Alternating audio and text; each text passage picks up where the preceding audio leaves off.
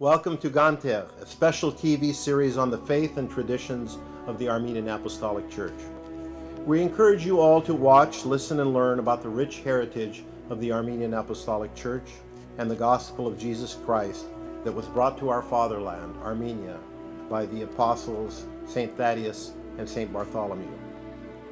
Some 300 years later, at the beginning of the 4th century, the doctrines and teachings of our church were formalized by St. Gregory the Enlightener.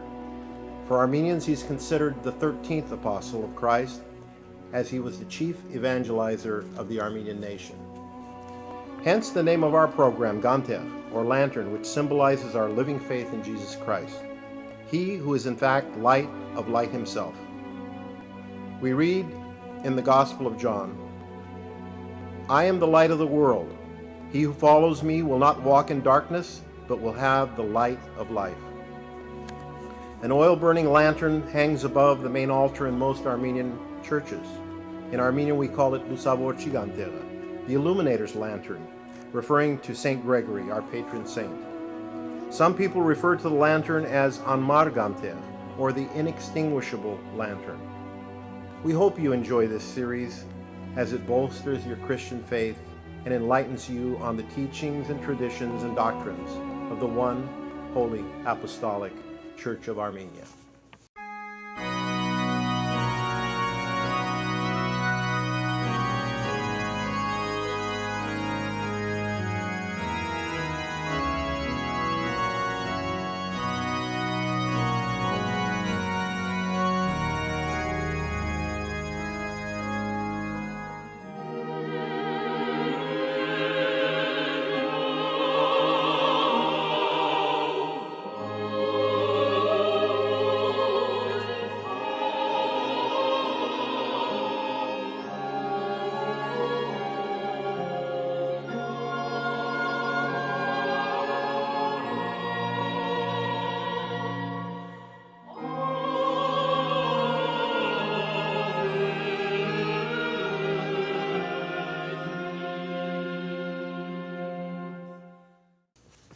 We're so pleased today to have in our studios a very special guest, a leader in ecumenical circles, and the leader of the Armenians in Cyprus, His Eminence, Archbishop Gantegh Alemesian.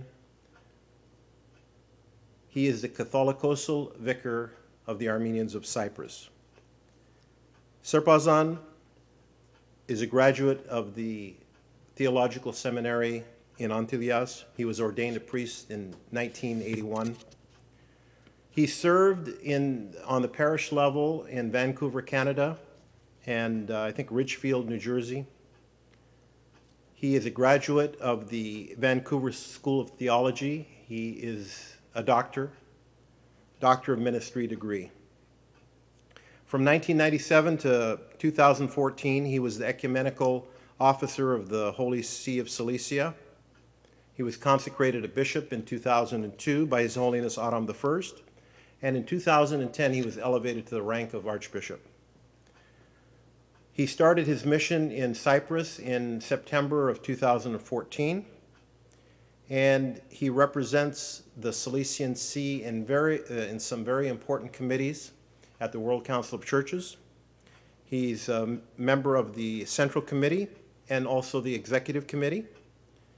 He is a member of the team, the theological dialogue between the family of he's a member of the team of the Oriental Orthodox churches with their dialogue with the Catholic Church, and also has the same position representing the Oriental Orthodox churches with the Anglican Communion.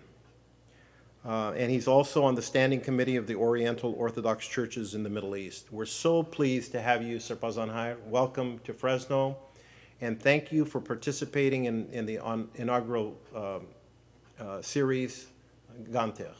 Thank you very much. April 24th, 2015 is the centennial of the Armenian Genocide, the first of the 20th century. For information on centennial events, stories celebrating the struggles and successes of the Armenians, and the new monument at Fresno State, visit agcfresno.org. Welcome to Gantegh.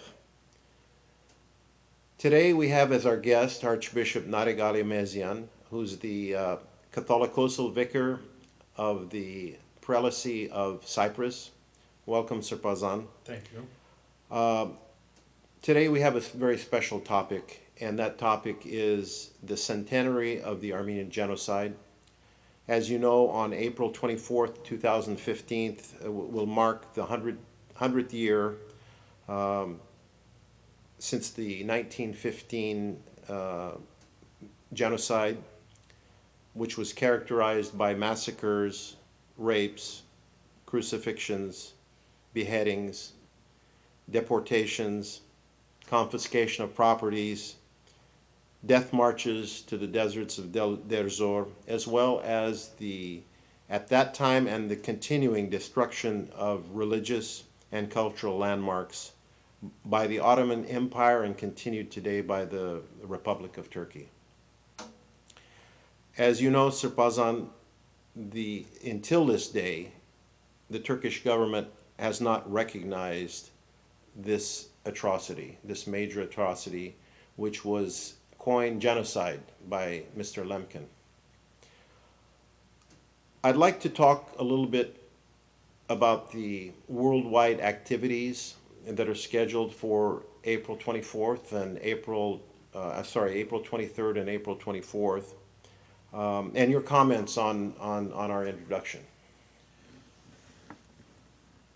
April 24 is a sacred date for all Armenians because all Armenian families, they have lost loved ones, and the survivors, like my grandparents, had a great impact on our formation and identity as Armenians. And the 100th anniversary commemoration of the genocide is indeed a turning point in our struggle for recognition, justice, and human rights. And as such, internationally, there are various activities for the commemoration of the genocide. In Armenia, we have the Central Committee, where we have the two Catholicoi and the President and representatives of our major organizations, and they have been working during the last couple of years organizing Pan-Armenian commemoration, and the focus of that commemoration will be, as you mentioned, 23rd and 24th of April. The 23rd will be mostly symbolized by the canonization of the victims of the genocide. And other activities will take place, like an international conference and a concert and other things. In Armenia? In Armenia. The focus of the commemoration in Antilles in Lebanon will be in July. July 18 and 19. We will have the inauguration of a genocide museum in the town of Byblos, Jibel, where we have the Bird's Nest Orphanage. Then we will have the blessing of the Holy Miron in Bikfaya, in the immediate neighborhood of the genocide monument. And on Sunday, on the 19th of July, we will have blessing of water by the new Miron as a symbol and sign of rejuvenation and rebirth of our people. And it will be followed by an ecumenical service in front of the renovated Martyrs Chapel in Antilles. Now, let me ask you about the April 23rd. April 23rd in Echmiadzin will be presided over, that particular service or liturgy will be presided over by both Catholicoi? Yes. And what is what will be the service will be comprised of what during that during, I think it's afternoon, right? Afternoon Yes, service. afternoon at 4 o'clock. Can you So- explain a little bit about that? Yes, this will be the official canonization. There will be liturgical service for the canonization of the victims of the genocide, of the martyrs. And it will have biblical readings, psalms, hymns, prayers, official declaration of the canonization, then the consecration of the icon dedicated to the martyrs. And what is exactly that icon? Well, that icon will depict a group of people, group of Christians, Armenian Christians, being killed or massacred by the Turks. I see. So it will have that symbol, the martyrdom, and also it will symbolize the resurrection and the rebirth of the Armenian nation. Was that something that the Episcopal Synod approved? Is it an official picture or Yohaner? Yes, that was presented to the Episcopal Synod. Now I'm not sure if the same icon will be consecrated, because we had our reservations to that. And that's very natural when you have 60, 70 people. Yeah, it's have- a matter of taste and, It's and matter of artistic. taste, and everybody has his own observations, etc. Mm-hmm. But also the Episcopal Synod authorized the Joint Committee for Canonization to deal with these details. So they are working very hard. And Will those icon or facsimile of those icons be available for all the parishes in the world? not at this stage, I don't think so, but in the future, definitely. But it's not a must to have the same icon. Also, the dioceses, the parishes, they can ask various artists to prepare various icons. You know, it's our tradition that we keep the relics Yes. and have a relic in each church for a particular saint. I know in Antidias we have the relic of Saint Gregory the Illuminator. We have the relic of Saint Nicholas. Yes. and other saints. Yes. And in Holy Echmiadzin, there's the relic of the crucifixion cross. So do you foresee having relics? I know we have a lot of relics in Antilias, and unfortunately there was a lot of relics in the chapel in Der Zor. Do you foresee that pieces of those bones or relics will be formed into arches or some type of ornaments that will house the relics and somehow be distributed to all Armenian churches at some point? We have discussed this during the Episcopal Synod, and as a matter of fact, during the liturgical ceremony for the declaration of the saints for the canonization, there will be also the blessing of reliquary, a special reliquary for this occasion. And we had some reservations during our discussions in the Synod, saying that almost now everywhere there are some bones collected from Der Zor, be that in, let's say, housed in different monuments, or also even in private properties, collections. Yes. So we said that although we can keep those as sacred bones collected from the desert, but we should have special relics, that those relics need to be sort of praised and prayed to and venerated, yes. part of the whole process. That's why, if I'm not mistaken, there will be two reliquaries, one to be kept in Echmiadzin and one to be kept in Antilias, and those reliquaries will be consecrated during that liturgical ceremony. But will pieces of that consecrated reliquary be distributed?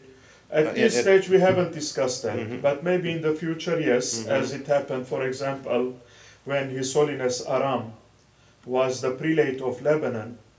He asked Baskem Vehapar to provide him a relic of Saint Ripsimen, Ripsimian's virgins, because we have a church of Surpasvadadzin in Burchamut, which had A a chapel. side altar, Mhm. for that, and it became a good occasion for popular piety, and up till now, the first week of May is dedicated to that.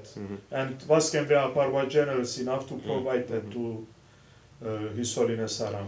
These displays of religious piousness, and they're occasion for us to rejoice and remember our saints.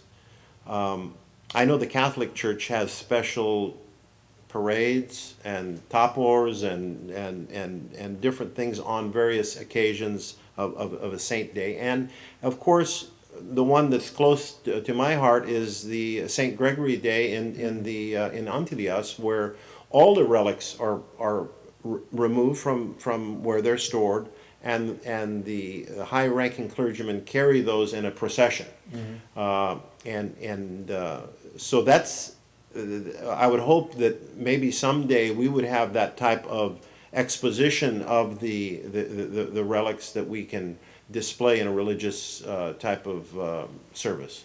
Well, definitely we should have that, because not only the Catholic Church, but also the Orthodox churches, including the Armenian Church, we had many pilgrimages, but because we lost our monasteries, we couldn't carry out that practice anymore, that tradition. But on the other hand, you mentioned, for example, Antilias Pilgrimage Day, but we have also the Pilgrimage Day in August for Surpasvadadzin Monastery in Vikvaria. So, and the question was raised that what will happen to our monuments, worldwide monuments that we have, because we used to go there to have hokehankis and to start our marches and other, let's say, activities from there.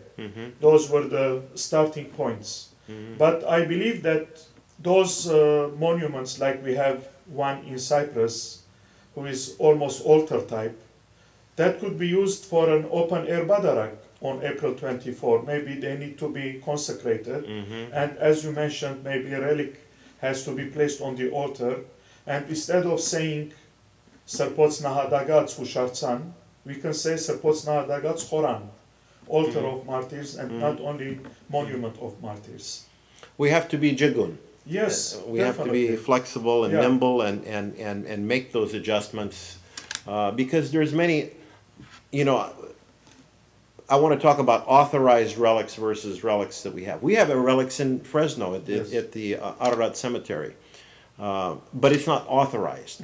So it's important to have an authorized relic that it could be just a sliver of bone, but it's important that it be authorized, and we all have a piece of that, and we all feel part of that family, because we believe that the saints are part of the church. We believe that the deceased are still part of our church.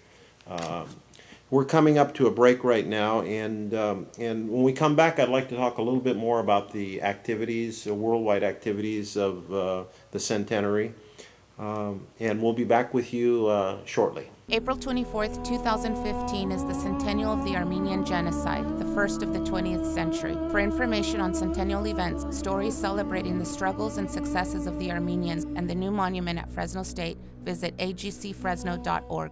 Welcome back to Gantegh. Our guest today is Archbishop Narek Ailemezian, the Catholicosal Vicar of the Armenians of Cyprus. Sir Pazan, before the break, we talked about the reliquary, the official blessing of the relics, of the picture that depicts the genocide, and also about the official bones and remains that we will use in religious celebration in the future. And the tone is going to be from a requiem to now a celebration, because these saints are now in heaven with our Lord, and they'll be our intercessors. Now, I understand that you are invited with the Holy See of Cilicia, and you'll be representing the Holy See in Vatican very shortly, before April 23rd for a special celebration in the Vatican. Well, they will be recognizing the genocide. Can you talk to us a little bit about that celebration in the Vatican? Yes, we received an invitation from the Vatican, from His Holiness Pope Francis, for April 12th, where the Holy Father will celebrate the Holy Eucharist to commemorate the Armenian genocide. And the two Catholicoi and the President of Armenia, they are invited, and definitely they will not go by themselves, but they will have A delegation. to join them. And I'm very honored and privileged that His Holiness Aram wants me to join him with other bishops, other members of the delegation, to be at the Vatican. This is an occasion for us, for the Armenians, and especially for the Armenian Church in this case, to join the Holy Father in prayers, because this is sort of a preparation also for the canonization that the Catholic Church is aware of, because when I was at the Vatican in January this year, I spoke about it during the introduction of our theological dialogue, and also I spoke about it with the other dignitaries at the Vatican, some cardinals and bishops, during my private visits. And this is a good occasion to be there and to express our thanks for the solidarity that the Roman Catholic Church is expressing towards the Armenian genocide.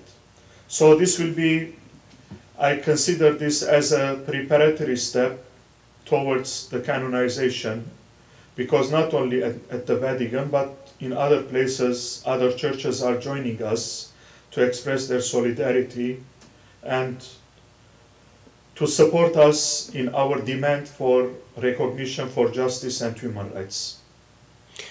That celebration on April 12th, I don't have a calendar in front of me. Is that on a Sunday? Yes, and it that's will on a be at Sunday. St. Peter's Basilica? Correct. I see. Yes. I see. And are lay Armenians invited to this? I mean, they could attend, I guess. To the there are some mass preparations, some let's say, pilgrimages. especially Armenian Catholic parishes and dioceses. They are organizing some groups, pilgrims to join the Holy Father, and there are some individual Armenians who are interested, and they will be there. Now, will the Patriarch of Cilicia, the Armenian Catholic Patriarch of Cilicia, he'll be there as well? Yes, he will be there with his bishops and with his clergy and with the faithful. So, and there's going to be a concelebration of the Mass, right? But we're not going to participate in the No, we concelebration. cannot concelebrate, Yeah. but we will be there, and I'm sure there will be some symbolic gestures, like the Vokhchuin, the Kiss of Peace, and other occasions. And this Pope, we don't know what kind of surprise he has reserved for that occasion, and we will see. So we might hear some Armenian sharagans. Yes, there will be some Armenian sharagans. And maybe also. readings, the gospel reading might be in Correct. Armenian? Yeah. Okay. I don't know the details, but I have heard that there will be some Armenian hymns and readings, as you have mentioned, in order just to give that ecumenical spirit to the celebration and to the Holy Eucharist. We've seen that in other masses at St. Peter's. And we have seen a similar one for the year 2000 and for the 1700th anniversary of the Armenian Christianity. Well, we'll try to bring that to our viewing public in that Fresno would be great, if sure. it's possible to get that mass recorded. Now, you mentioned Antilias, the activities in Antilias, and I just wanted to point out to our viewers that the chapel that houses the relics Yes. was built sometime in the early 1940s, and my understanding it was the first commemoration of the genocide, the first statue or structure erected. Is that true, Sir Pastor? Yes, that's correct, because at that time we wanted to have that chapel built in Antillas next to the Cathedral of St. Gregory the Illuminator for a couple of reasons. One of them, the Catholicosate of Cilicia is the collective victim of the genocide, unfortunately, because we have lost our historical headquarters and we were forced to find another headquarters for us, and finally we came to Antillas, who was originally an Armenian orphanage under the care of Niris Relief Foundation. So it was important for us to not lose that linkage physically, to see the presence of our martyrs next to our cathedral. And secondly, because Deir Zor, which was the epicenter of the genocide, was part of the historical diocese of Aleppo, Periotem, and the Catholicos at that time sent a delegation of clergy and lay people to collect the bones and to bring and to house them in the Martyrs Chapel. So that those two attachments, symbolic attachment and also the physical presence of our martyrs, was a source of support and solidarity and rebirth for our people. And that tradition continues. You should remember that on April 24 every year we start the Badarak in the chapel. Then we go in procession to the cathedral, and then we come back to the chapel, and in the courtyard of the chapel we have the Hokiankis, the memorial service. And I was fortunate just last year, to witness that again, because I was in Antillas, and it was a few days. April 24th was a few days before the Episcopal ordination of our latest three bishops. Yes. Yeah. So now let's talk a little bit about the. I know the Muronoknek is going. You mentioned it's going to take place in Bikfaya. That's Yes. a change from what we've had before, because I understand that a new altar has been erected in Bikfaya. Yes. Bikfaya is the location where our seminary is now located. It's up in the mountains, approximately 20 minutes from Antillas by car. Tell us a little bit about the renovation of that area, the monastery, and what was constructed, and exactly how the Badarak will be celebrated there. As you have mentioned, we have the seminary there, and also we have the summer residence of His Holiness and the members of the Brotherhood. So, taking into consideration that we have also the pilgrimage day of the Assumption of St. Mary in August, and that's an important day for the Armenians in Lebanon, and they come in thousands to commemorate that, to celebrate that. So His Holiness Aram thought that the whole complex has to become sort of a new monastery for us, and not only a summer residence and seminary. And there were major renovations and new structures, as you have mentioned, the open air altar, which is dedicated to the martyrs. It's called Martyrs Altar, and that's where we have the blessing of the celebration of the Badarak, followed by the blessing of the Madal and the blessing of the grape, taking place every year in August. And those who know Bikfaya, when they enter Bikfaya, we have on the right-hand side, we have the Chapel of St. Mary, then we have the residence of His Holiness and the Brotherhood, and then we have the seminary. On the left hand, we have the new open-air altar, and after that, on the wall or on the mountain, on the hillside, we have new, let's say, monuments, starting from the beginning of our history up to genocide and up to 1918, when we had the independent Armenia, taking us to the stairs of the monument of the April 24. So on those stairs, we will have the blessing of the Holy Miron. And that's sort of to be part of our history up to April 24, 1915. Now, also, for years, there's been a monument dedicated to the genocide, and that's the artistic work made out of steel Yes. of a woman, I think, holding her hands like this, Yes. if I recall correctly. And that has been a landmark for anyone, not only the Armenians, but anyone in that region that travels. It's seen by from the highway. Is there anything planned there near that monument? Well, as I said, it will be next to that monument, on the stairs of the monument, that the Miron Ortnek will take place. Oh, okay, that's where it's going to take place. Now, is there also going to be Miron Ortnek in Echmiadzin? Yes, I was going to mention that in September there will be a Miron Ortnek dedicated to the 100th anniversary of the genocide in Echmiadzin. And traditionally, Echmiadzin has its Miron Ortnek in September, and we do it during summer because of the weather conditions in Lebanon. And this time we wanted to have it in July, because July, although it's very hot and humid in Antilles, but in Mikvaya the weather will be excellent. And pilgrimages are organized from all our dioceses and other parts of the world.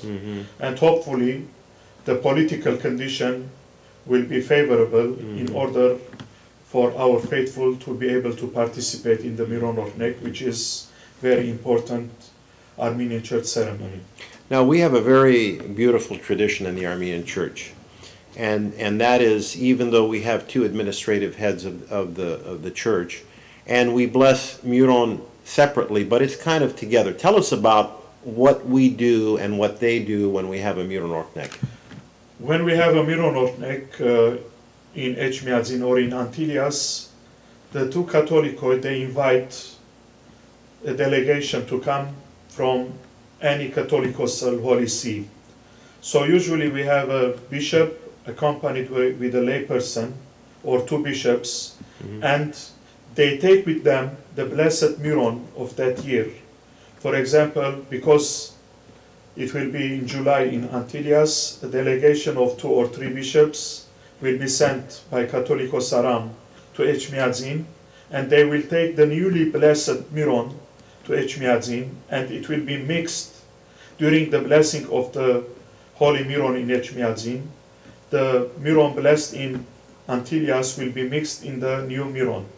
But before that, again, a delegation will join us in July in Antilles, and they will bring with them the last Miron, which was blessed in Antilles, in Echmiadzin, and also the same procedure took place for this blessing. So this is a symbol Of our unity.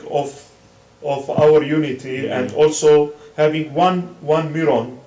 Whenever we use the Miron for baptism or for other occasions, we can say that this Miron was blessed in Echmiadzin, but it's the one Miron of the Armenian Apostolic Church. And the important thing too, Sirpazan, is we always, when we bless Miron for the, let's say this year, we're also mixing in Miron from the prior blessing or consecration. So it's a continuation. So we really can say that this tradition of Miron Ortnek and the continuity of the Armenian Church is being continued. This It goes back to the first century, when, according to the tradition, when the apostles were given the blessed oil for the sick, to anoint the sick with that oil, they sent Tatius and Saint Bartholomew, they brought that to Armenia, like the other apostles took to different countries. And then Saint Gregory the Illuminator continued that tradition, and the Miron blessed by Saint Gregory the Illuminator continuously remains in the Miron of the Armenian Church. Sirpazan, do you know of other, I know that Armenians throughout the world are preparing for this centenary, and there's celebrations that are going to happen in South America, in Europe, in all parts of the United States. Do you know about any of those celebrations in any of the capitals of the world that you would like to share with us? Well, I can say that in Cyprus also, we're going to have a series of activities, and the main commemorative event will take place on the 30th of April, and invitation will be sent out, and we know that we have the full solidarity of the government of Cyprus, and the president hopefully will be there, and other dignitaries, and the invitation will be sent also to the ambassadors and of different countries, and interfaith and interchurch representatives. And I'm sure similar things as you have mentioned will take place in other parts of the world. I've heard that their holinesses, the two Catholicoi, in May will come to Washington for an ecumenical prayer service in the cathedral in Washington. And I think the president of Armenia, will be there also, and similar activities will take place in other parts of the world. Now, do you think that on the eve of the 100th anniversary that there's going to be, many countries have recognized the genocide, but there's many countries that haven't. Some people are on the line, on the fence. Yes. Do you anticipate there'll be any new declarations on the eve of the genocide, maybe another country that recognizes the genocide? Or Well, as you know, as an Armenian, and all of us as Armenians, we hope that those countries, so far we had some reservations, they will come up and they will very clearly declare the Armenian genocide. They will show their full support and solidarity to us. But I don't know of any, let's say, concrete example, because we have to wait and see. wait and see. Okay, well, we're up against a break right now, so we'll see you in a few minutes.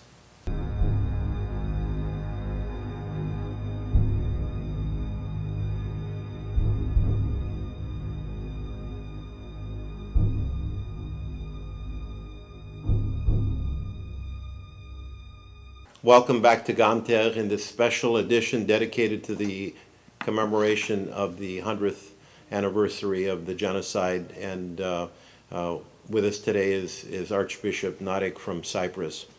Sir Pazan, we talked about some of the activities happening around the world in commemoration of the genocide. I'd like to talk a little bit about your activities in the World Council of Churches as it relates to the recognition of the genocide, and if anything on that level has been, any special declarations have been made, or any type of commemoration on the World Council of Churches. As most of you know, Sir Pazan is the representative to the World Council of Churches from the Cilician Sea, and has important rank in the Central Committee, as well as other committees within the World Council of Churches. That's headquartered in Geneva, Switzerland. The ecumenical movement in general, and the World Council of Churches in particular, from the beginning they have shown their full support and solidarity with the Armenian people regarding the recognition of the genocide. In 1983, during the Vancouver Assembly of the World Council of Churches, through the efforts of the representatives of the Armenian Church, there was a special minute, special recognition, declaration towards the genocide, and then immediately afterwards there was a special publication called The Continuing Tragedy, referring to the Armenian genocide, inviting the churches to be aware of the Armenian genocide, and then in their own context to contribute to the recognition of the Armenian genocide through their advocacy work and other means. And during the last assembly of the World Council of Churches, again, we raised the issue of the Armenian genocide, and a special recognition was recorded and declared. And during that recognition, or in that recognition, one of the requirements that we have raised was that a special ecumenical service has to take place in the Cathedral of Geneva, and an international conference has to take place at the Ecumenical Center, where the World Council of Churches is housed also, to take place there. So we are preparing those two. And finally, there was an appeal coming from the World Council of Churches addressed to all member churches of the World Council and to all Christian churches, that on April 24 to pray and also to come up with a symbolic gesture in support and in solidarity with the Armenian people. So I guess we can comfortably say that these activities relating to the centenary are all year long. It's not limited Yes. to the month of No. April, because some of these exhibitions and special ecumenical services could happen after April. Definitely. But in April in Armenia and in July in Lebanon, we have invited also ecumenical representatives, and I'm glad to say that there are positive responses, and we're expecting some heads of churches or high-level representatives to come and to join us, because the canonization on the one hand and the blessing of the Miron on the other hand, they are also spiritual occasions, and it will be much easier for our brothers and sisters in Christ to come and to be with us and to pray with us. Now, do you anticipate any interfaith dialogue, interfaith participation during any of these events in either Echmiadzin, Antilyas, Geneva, where there would be representations from the Islam faith? Well, maybe not in April and in July, but on other occasions, because as you have mentioned, these activities will take place all year long. Maybe in other contexts it will be possible to invite them to participate, but it will be very difficult to invite them for the canonization and or for the blessing of the Holy Miron, taking into consideration religious and faith sensitivities. I see. I wanted to talk a little bit about an important event that took place, I think 6 or 8 months ago, and that was the destruction of the chapel in Deir Zor.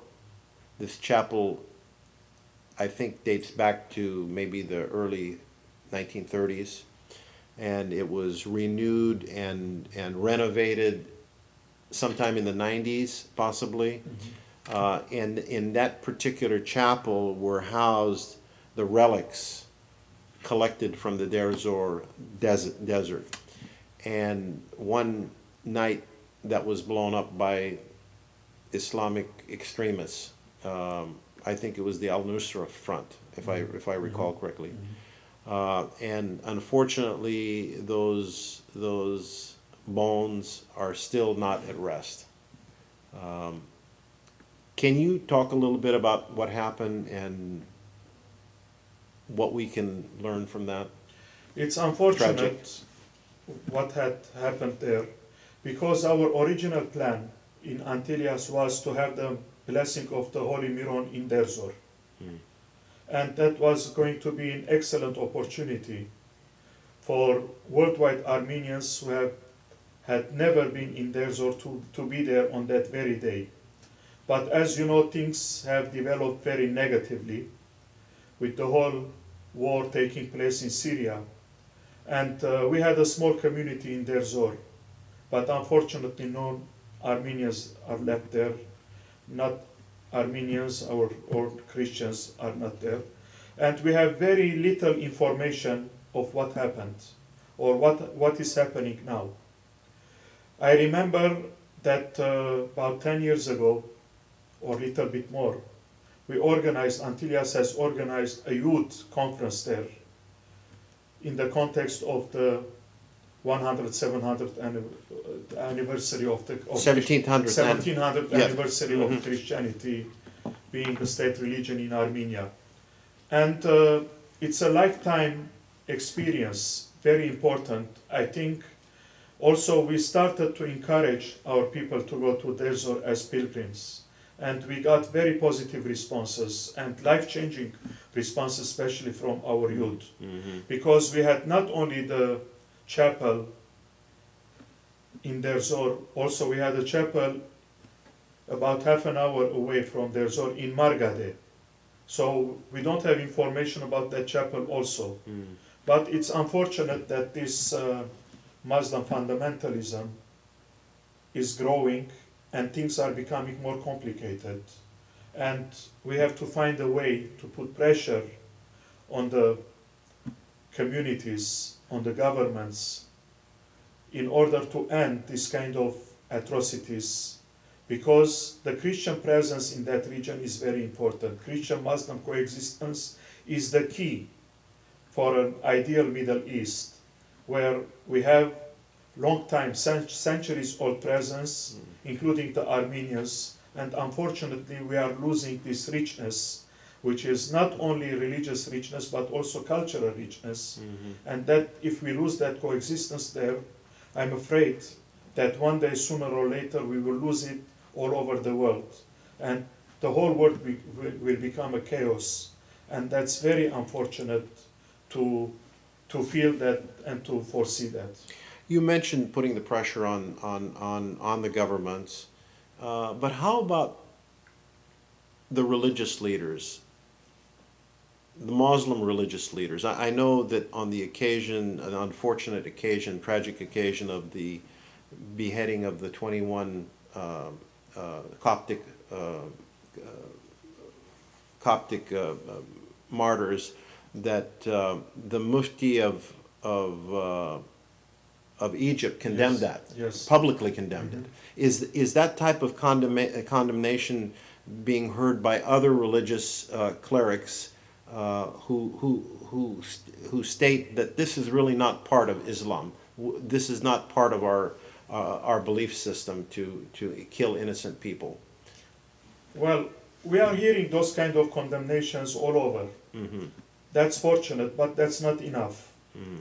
When we started in a very well organized way of having interfaith, especially Christian Muslim conferences internationally in ecumenical circles, being that the World Council of Churches or Middle East Council of Churches or otherwise, I always said, and this is a self-criticism that I'm making now, that we are dialoguing with moderate people, but we have to go to the radicals, to the fundamentalists.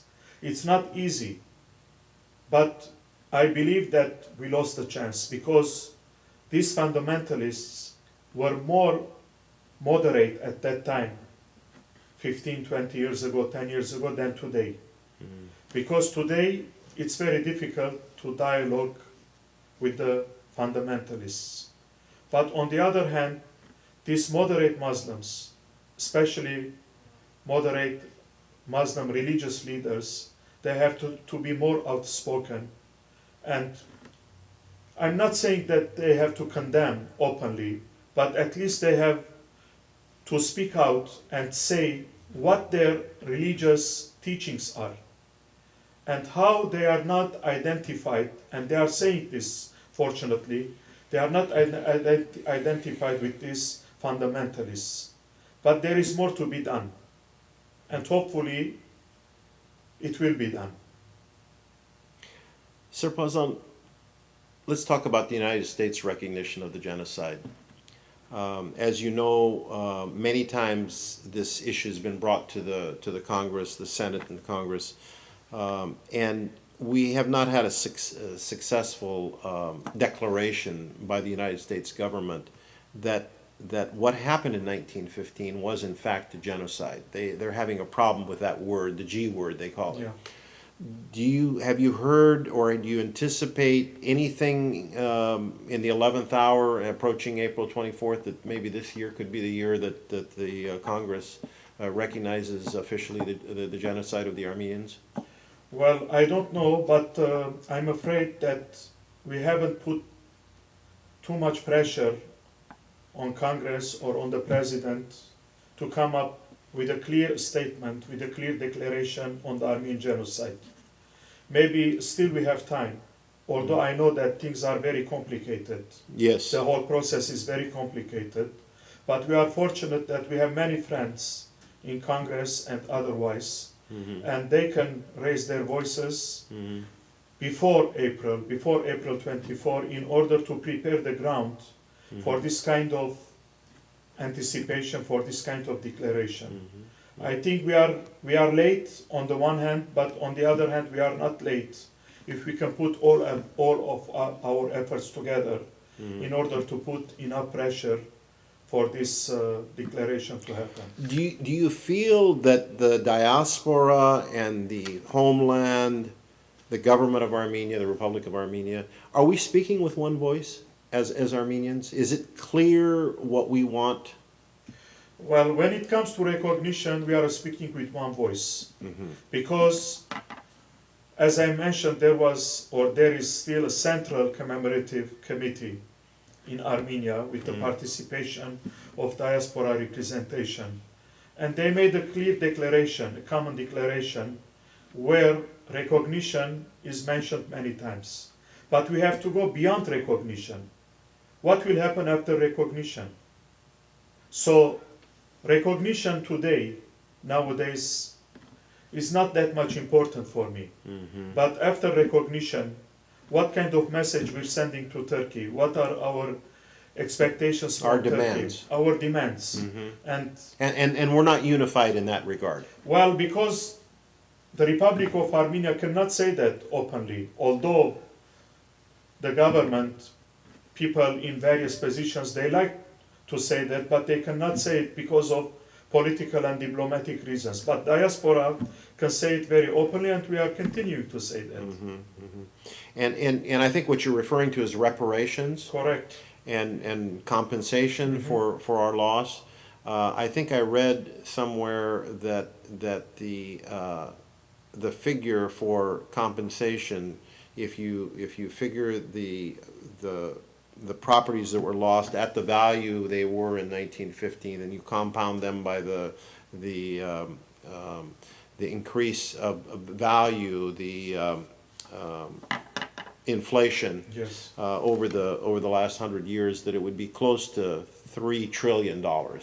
Could be. Yeah. The amount is not important, but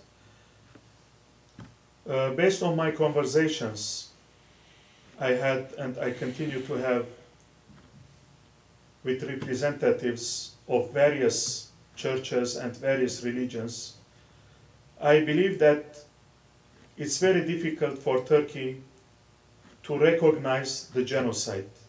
The word genocide is very embarrassing for them. But if they are ready to recognize that, and we should be ready then to forgive them, this will start a new process. This will open a new chapter in our relations, being that with the Republic of Armenia or the Armenians in diaspora. So they have to approach to that from that perspective of what kind of new approach, new relations they like to have with the Armenian people. But is recognition going to be enough? It will not be enough, but the recognition is already very difficult for them because of the very word of genocide. They are ready to use tragic events, sad events. Yes, yes. Armenians were killed because of the World War I, and Turks were killed because of the World War I, or this kind of language.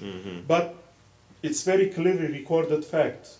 So you cannot deny your history, you cannot deny the past, but you have to be reconciled with your past in order to build your present and to continue to live in the future as good neighbors. Is it fear of the word of genocide, or is it fear of the next step that's logically going to happen after recognition, is some type of compensation and I think they are not worried of the reparation? compensation and reparation, but the very word of genocide I see. Scares them. scares them because And it scares some other countries too. definitely. There's some other countries that have withheld their signature on the genocide treaty because of maybe their passive participation in what happened in 1915.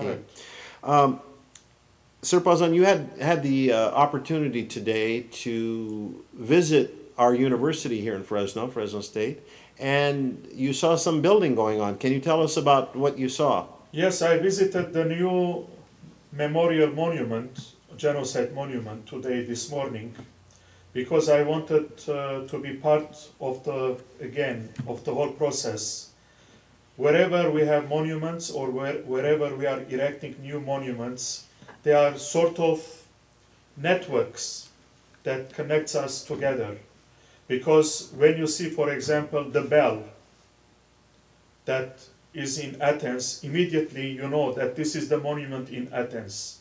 When you see the Dzernagapert, you know that this is in Armenia and in other parts. When you see the Gomidas monument in Paris, you know that this is in France. So in order for us to be connected, to be associated, the visual presence of this kind of symbolic monument is very important. And now, when I saw the monument, although it's not complete yet, but I saw the photo also on the wall. So now when I see that, immediately I will say Fresno. Armenians in Fresno, the commemoration of April 24 in Fresno. Excellent. Sirpazan, I want to talk to you about something that's happened in recent weeks with the Catholic State of Cilicia filing a lawsuit in the the Supreme Court, or one of the courts in Turkey, for our ancient Catholic lands of our ancient Catholic State in Sis. Can you talk to us a little bit about that? And we have a couple minutes to talk.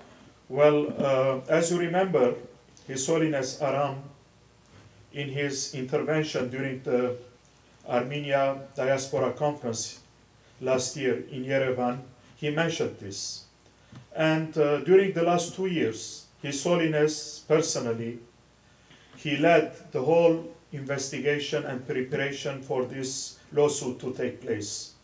And we didn't know about it because this is a very confidential issue.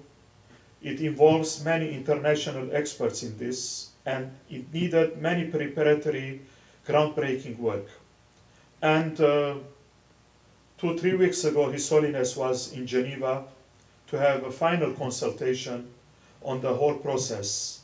And as you have mentioned, the package is ready now, and the case will be raised in Turkey at the Supreme Court. That's in Ankara. So, as far as I know, because as I said, the details are confidential. I don't know the details. As far as I know, the demand will be for the headquarters of the Holy See, the Catholic State in Sis. But I believe that this will be the beginning of the whole development, of the whole process. Because, as you remember, also last year, the two Catholicoi, they made an appeal that we like to have all our churches and church properties returned to us. So there are various entry points to this very just demand.